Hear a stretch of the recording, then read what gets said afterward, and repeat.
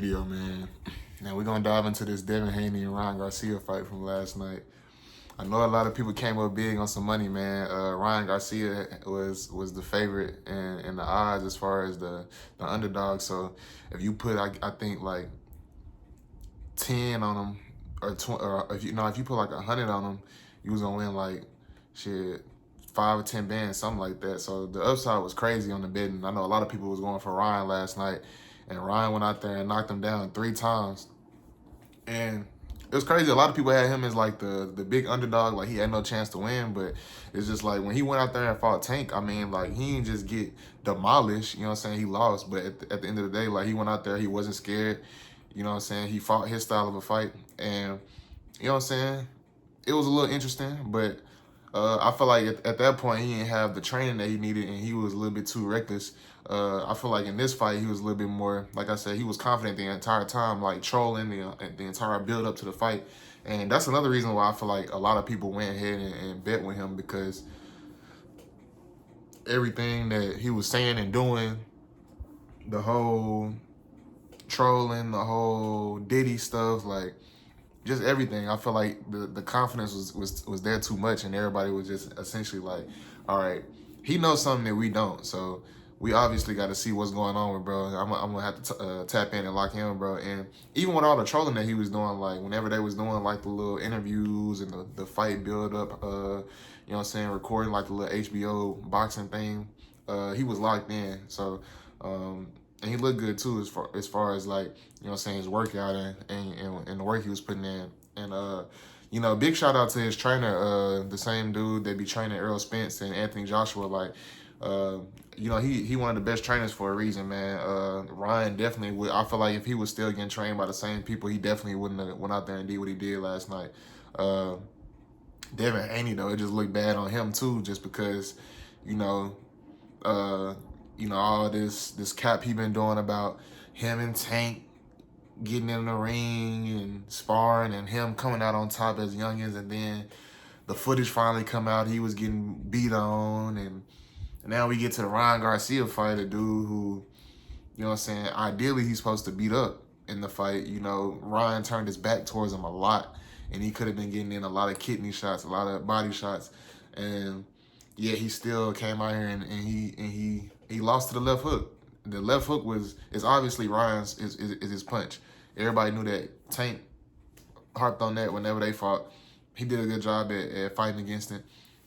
Devin Haney, the type of fighter he is, he studied, he do all this stuff. So, you know what I'm saying, he come out looking pretty decent, and then shit, there's a lot of hugging going on. Then he started feeling that left hook. I feel like that left hook was a little bit too fast for him.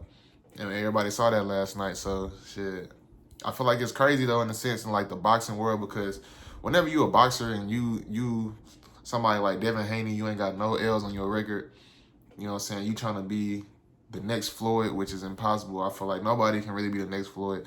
I feel like Floyd is always going to be forever Floyd, because he was the first to bring out the style of fight that he did, fight the way he did, and win the way he did, and be flashy and cocky and all that. So, you know what I'm saying, with all that being said, I just feel like it was a crazy fight. You know, all the trolling paid off for him. And even after the fight, you know what I'm saying, he was still trolling. So he never lost that confidence within the whole thing. I'm glad it didn't end in a tie, because before they came out with the decision, the judges, they were saying how, well, the commentary was saying how they thought that the fight was going to be a draw or something like that. And then the first judge came out 112 or 112. And like, I'm thinking, all right, now they finna rig this up just so Haney can win and keep the undefeated streak. But clearly, you know what I'm saying, Ryan Garcia won and he deserved it. So, like I said, it was good to see him win. It sucked for Devin Haney, because you gotta think about it, bro.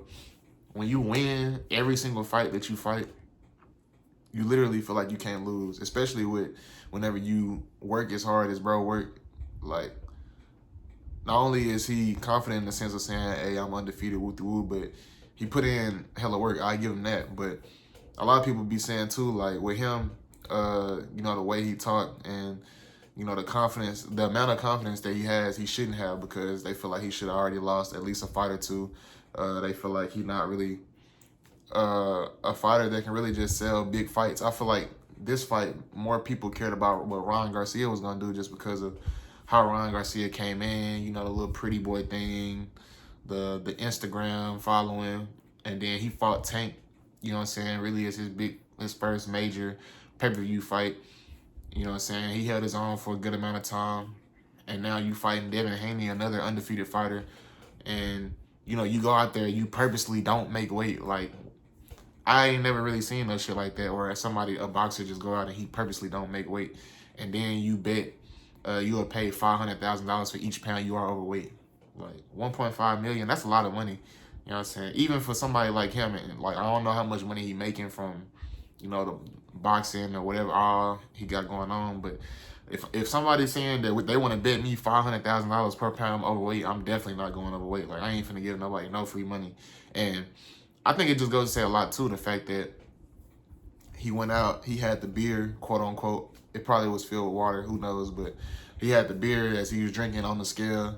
You know what I'm saying? He 3.5 pounds overweight. Like, he didn't even care about winning the belt from bro. I just feel like that was kind of, in a way, disrespectful in the sense of, like, you confident in the sense that you know you're going to win, but you so confident that you're willing to be overweight and admit to having the advantage being overweight and not caring about being overweight and knowing that you can't win the belt because you didn't meet the weight clause. So it's just like, with all that being said, it's crazy the fact that he went out there and did what he did. He won, and yeah, he just like did it the way he did. It's gonna be interesting to see who he fight next, and if this was just on some lucky shit, cause you gotta think like the next person he could possibly fight. I don't know, maybe the winner out of Boots Ennis and Tank. I don't know. People saying they want the rematch between him and Devin Haney. I don't know how I feel about that. Y'all let me know what y'all think. I feel like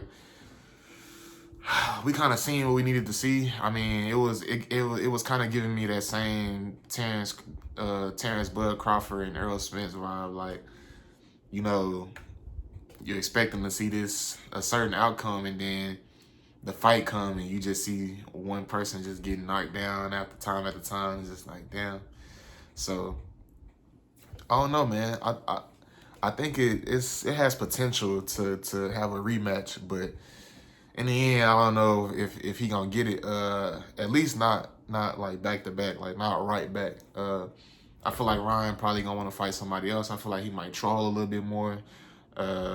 You know, especially since Devin Haney put his hands on him before the fight too. He like muffed him like hard as fuck before the fight. So I didn't really see no post-fight conference with both of them together.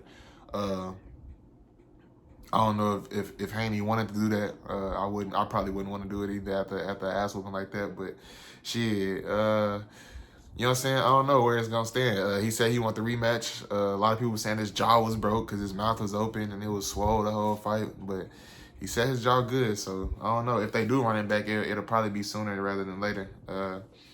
And I'm more looking forward to this Tank and Boots Ennis fight. A lot of people were disappointed because they wanted to see either him fight Devin Haney, but I guess shit, since last night, after we saw what we saw, it was a good thing he didn't fight Devin Haney, or he not gonna fight Devin Haney, because it was gonna end probably with a knockout for sure. Because all them hits that Ryan landed, them clean left hooks, like Tank would have put bro to sleep. So, in a sense, I feel like, you know, Boots Ennis is probably gonna give Tank a better fight than what people was expecting him to, just because Boots Ennis got a real good offense and defense too. He ain't just like a fighter that's just like a B rank. I think he like one of the top climbing fighters right now as far as his style, dog mentality, all that. So I definitely feel like it's gonna be a better fight than what everybody expecting, and it's gonna be in Houston, man. So it's definitely gonna be live that weekend in Houston and shit. You know, Take gonna put on the show. So I feel like him making this fight happen was kind of like the show. All right, you know what I'm saying? This is probably one of the guys that people are really scared to fight right now because of the way he fights. And, you know, this is a fight that I feel like the masses will want to see just because of, like, the fight styles. Like, they kind of a little similar in fight styles. They both got some power. You know, they both good counter punchers. So we're going to see how they rock out in the ring. I definitely want to see him fight Pitbull again, bro, because Pitbull is one of them fighters that's like the same size as him, if not a little shorter. And, you know, he like to get grimy. He like to fight toe-to-toe. He a power fighter, too. So it's going to be interesting to see, man, how this go about, man. So, yeah. That's just had a little quick video on my thoughts about the fight. I low-key fell asleep on the fight, too. I was watching the fight. Well, I was waiting for the fight all goddamn day.